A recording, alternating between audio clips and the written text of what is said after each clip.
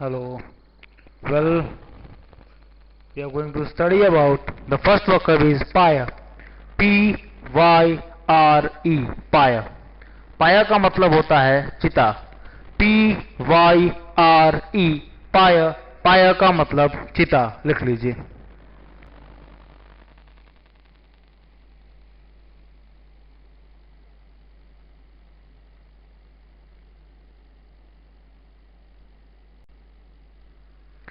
B-I-E-R. बाया. बाया का मतलब होता है टिकठी.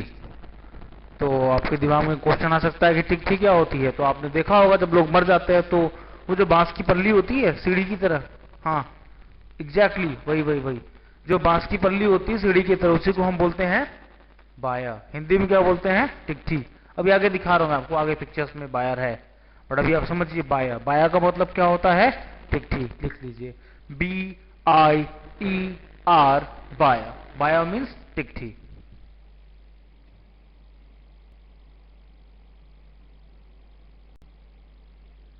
जॉस स्टिक या फिर इंसेंस स्टिक, दोनों का ही मतलब होता है अगरबत्ती. चाहे आप लिखिए जॉस स्टिक और चाहे आप लिखिए इंसेंस स्टिक, दोनों का ही मतलब होता है अगरबत्ती. JOSS जॉस, STICK स्टिक, या फिर INCENSE incense stick, STICK. Joss stick, incense stick, दोनों का ही मतलब होता है अगरबत्ती. Shroud, SHROUD. श्राउड. श्राउड का मतलब होता है कफन. कफन क्या होता है भाई? जैसे कि कोई मर जाता है तो उसको ढकते ना कफन से. हाँ, आप में से कितने लोगों ने एक मूवी देखी है, the name of movies race two देखी है? उसमें श्राउड ऑफ ट्यूरिन की चोरी होती है. श्राउड ऑफ ट्यूरिन क्या है? जो आपके सामने यहाँ पिक्चर दिख रहा है, ये भी श्राउड ऑफ ट्यूरिन है. श्राउड ऑफ ट्यूरिन मतलब ट्यूरिन में रखा गया कफन. किसका कफन? यीशु मसीह का. जब यीशु मसीह को कफन में लपेटा गया था तो उसके बाद जब उस कफन को निकाला गया तो उस पर उनकी तस्वीर छप गई थी. उसी को लोग बोलते हैं श्राउड ऑफ ट्यूरिन, जो आप इस पिक्चर में भी देख रहे हैं. तो सिंपल वर्ड्स में हम समझें, आप ध्यान से देखें तो उसमें ईसा मसीह की तस्वीर छप गई होगी.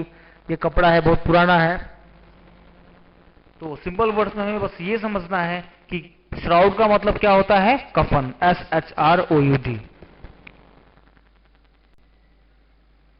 HEARSE hearse.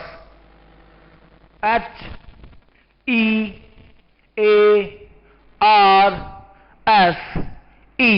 हर्स. हर्स का मतलब होता है अर्थी. तो अब आप देख लीजिए, ये जो बांस की पल्ली है जो लोग हाथ में पकड़े हैं, ये क्या है? टिकठी है, बायर. ये जो ऊपर कपड़ा लपेटा हुआ ये क्या है? श्राउड है, कफन. और ये जो ओवरऑल, इसको पूरा हम क्या बोलेंगे? अर्थी बोलेंगे. इंग्लिश में क्या बोलेंगे? हर्स बोलेंगे. Actually hearse is very different concept. जो यहां पे हम अर्थी को हर्स बोलते हैं, जबकि अगर हम यूरोप की बात करें तो वहां पे कॉफिन को ले जाने के लिए, ताबूत को ले जाने के लिए जो गाड़ी होती है उसे बोलते हैं हर्स. हमारे यहाँ लोग हाथ पे लेके जाते हैं, जबकि यूरोपियन कल्चर में गाड़ी में लोग लेके जाते हैं लाश को. तो वो जो गाड़ी होती है लाश ढोने वाली, लाश को ले जाने के लिए जो गाड़ी होती है, उसे भी क्या बोलते हैं? Hearse. HEARSE. Coffin. COFFIN. Coffin. Coffin का मतलब होता है ताबूत. नीचे लिखा हुआ है TABBOT. I mean coffin. Coffin का मतलब ताबूत. स्पेलिंग है COFFIN. कॉफिन. आप लोगों ने कारगिल के बारे में सुना होगा. जब कारगिल की लड़ाई हुई थी उसके बाद आपके कौन थे मंत्री? थे जसवंत सिंह थे क्या? हाँ, एग्जैक्टली. उन पे चला था कॉफिन घोटाला चला था. एक एक ताबूत की कीमत थी 60,000 रुपए. भाई बताओ, 60,000 रुपए कोई ताबूत आता है क्या? घपला घोटाला है everywhere. What can you do for that? Well, तो कॉफिन लिख लीजिए, ताबूत. माइकल जैक्सन का कॉफिन चर्चा का विषय था जब माइकल जैक्सन मरा। किसका था वो? गोल्ड एंड प्लैटिनम का, मीन्स अरबों रुपए का सिर्फ और सिर्फ कॉफिन था उसका। आज वो मर गए हैं, लेकिन लोग वहां पे रखवाली के लिए बैठे हुए हैं कि कोई इनके कॉफिन को चुरा ना ले। क्रीमेट, CREMATE,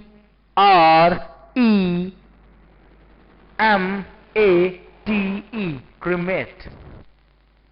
क्रीमेट की हिंदी होती है दाह संस्कार करना। दाह संस्कार करना मतलब जलाना। जब कोई मर जाता है और हम उसे जलाते हैं तो हम करते हैं उसे क्रीमेट, CREMATE, लिख लीजिए क्रीमेट। क्रीमेट का मतलब दाह संस्कार करना। दाह संस्कार करना मतलब जलाना या आग देना, दाग देना। अलग अलग जगह पे अलग लैंग्वेज से बोलते हैं, आप लिख लीजिए।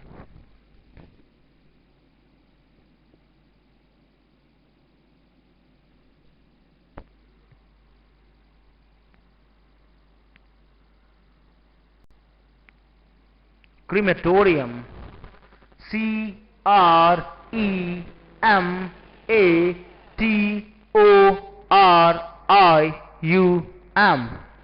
क्रीमेटोरियम। क्रीमेटोरियम का मतलब होता है शमशान, ऐसी जगह जहां पे क्रीमेट करते हैं। एक्चुअली आप ध्यान से देखिए तो क्रीमेट से ही बना है, क्रीमेट से बन गया क्रीमेटोरियम।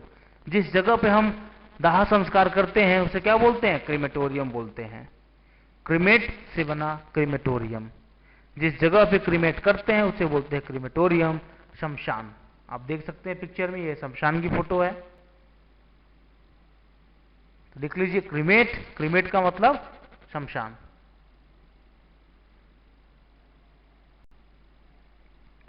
BURY, बरी। बरी का मतलब होता है दफनाना। जब कोई मर जाता है तो क्रिश्चियंस और मुस्लिम क्या करते हैं? उसे दफनाते हैं। क्या करते हैं? बरी, BURY, बरी। बरी मीन्स दफनाना। इस पिक्चर में देखिए, थोड़ा मजाकिया अंदाज में है बट है वही। ये दोनों बैठे हुए उन्हें दफनाने की कोशिश कर रही है, बट आप कॉन्सेप्ट को समझिए। जब कोई मर जाता है, किसी भी चीज को अगर आप दफनाते हैं, किसी भी चीज को दफनाएंगे तो बरी करेंगे, BURY।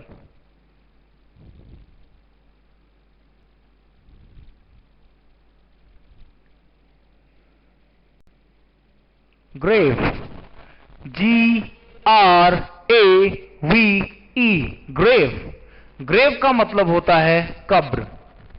कब्र से क्या मतलब है? कब्र में रहने वालों को बड़ा सब्र करना पड़ता है, ठीक है। ग्रेव, ग्रेव का मतलब कब्र। अगर आप ध्यान से देखिए तो ये जो कब्र है ये किसका है? स्टीव जॉब्स का है। स्टीव जॉब्स लिखा हुआ है, एप्पल बना हुआ है। Steve jobs, founder of Apple, Apple के संस्थापक। तो ये स्टीव जॉब्स का कब्र है। किसी का भी कब्र हो सकता है, कोई भी मर गया जिसको जिस जगह पे दफनाया जाता है वहां पे उसकी कब्र बनाई जाती है। उसे इंग्लिश में क्या बोलते हैं? ग्रेव, GRAVE, लिख लीजिए।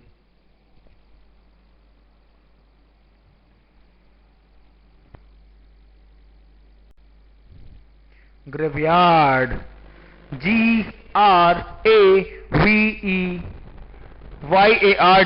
ग्रेवयार्ड। ग्रेवयार्ड का मतलब होता है कब्रिस्तान, ऐसी जगह जहां पे कब्र को दफनाया जाता है। आप ध्यान से देखिए, यहाँ पे ढेर सारी कब्र हैं, 1 2 3 4 5, लॉट्स ऑफ कब्र्स आर देयर। ढेर सारी कब्र हैं, तो ये क्या है? कब्रिस्तान है, ग्रेवयार्ड है, GRAVEYARD। वैसे चर्चयार्ड का मतलब भी कब्रिस्तान होता है और सिमेट्री का मतलब भी कब्रिस्तान होता है। सिमेट्री की स्पेलिंग होती है CEMETRY, सिमेट्री। सिमेट्री का मतलब कब्रिस्तान, ग्रेवयार्ड का मतलब कब्रिस्तान, चर्चयार्ड का मतलब कब्रिस्तान। तो इसके 3 सिनोनिम्स हुए, ग्रेवयार्ड, चर्चयार्ड, सिमेट्री। तीनों का मतलब होता है कब्रिस्तान।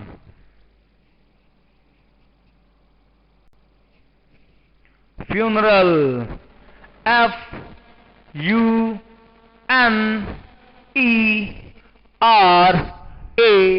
FUNERAL, funeral. फ्यूनरल का मतलब होता है अंतिम संस्कार। अंतिम संस्कार सब में होता है, चाहे हिंदू हो, चाहे मुस्लिम हो, चाहे सिख हो, चाहे ईसाई हो, कोई भी रहेगा। जब उसका अंतिम संस्कार किया जाएगा तो वो क्या होगा? फ्यूनरल उसे बोलते हैं। ओवरऑल में क्या बोलते हैं? फ्यूनरल। आगे बढ़ते हैं, लिख लीजिए FUNERAL। फ्यूनरल मीन्स अंतिम संस्कार।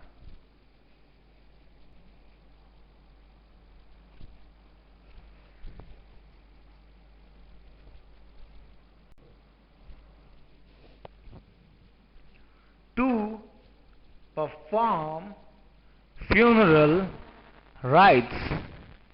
To perform funeral rites का मतलब होता है अंतिम संस्कार की रस्में निभाना। लिख लीजिए TOPERFORM।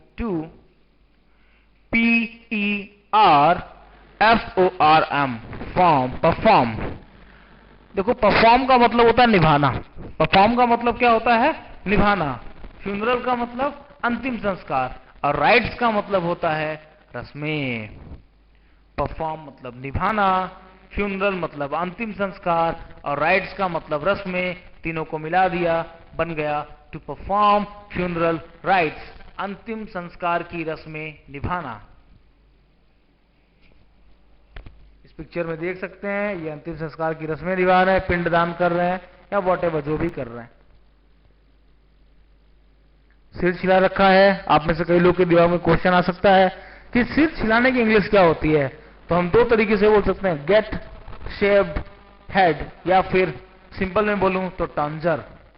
टॉन्जर की स्पेलिंग होती है TONSURE। टॉन्जर। टॉन्जर का मतलब मुंडन। मुंडन समझते ना, सिर छिलाते हैं, वही वही वही। TONSURE, टॉन्जर। टॉन्जर का मतलब मुंडन या फिर सिर टकला कराना। जो भी समझ में है लिख लियो, एक ही बात है। फिर से सुन लो, TONSURE,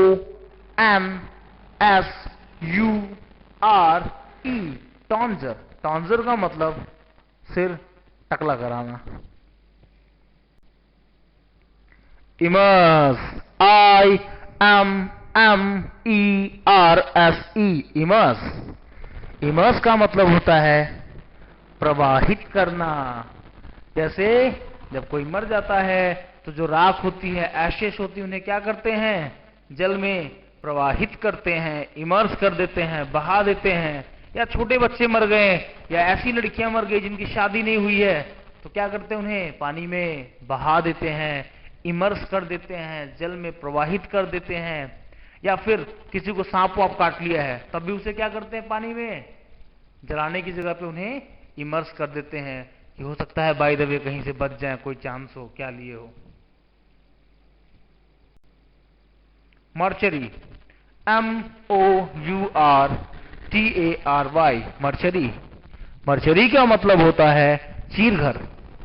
चीरघर समझते हो? चीरघर जहां पे जब कोई मर जाता है, मरने के बाद लाश को ले जाते हैं, वहां पे चीर फाड़ करते हैं, ऑटोप्सी करते हैं। क्या करते हैं? ऑटोप्सी। आप लोगों ने पोस्टमार्टम वर्ड सुना होगा। हाँ, पोस्टमार्टम जहां पे करते हैं उसी को बोलते हैं मर्चरी। म च च की मात्रा च चाचा। हाँ, म मिर्च, च चाचा, र रथ। मर्चरी। मर्चरी का मतलब होता है चीरघर। लिख लीजिए।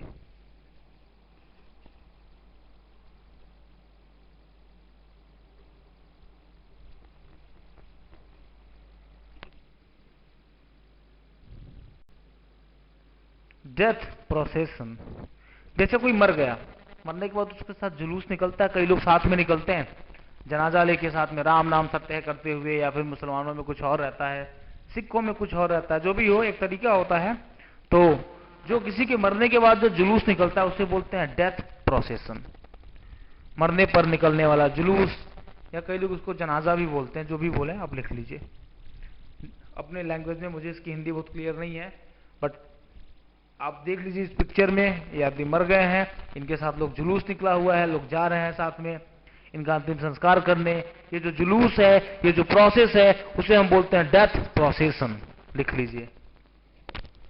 शायद मुझे लिखना होता तो मैं लिखता शव यात्रा। क्या लिखता मैं?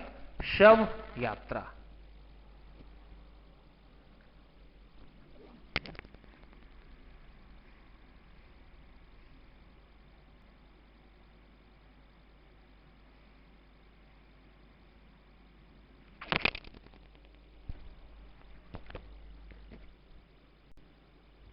मैरिज प्रोसेसन, भाई डेथ प्रोसेसन आएगा तो मैरिज प्रोसेसन भी समझ लीजिए। मैरिज प्रोसेसन का मतलब कुछ नहीं होता है, मैरिज प्रोसेसन का मतलब होता है बारात।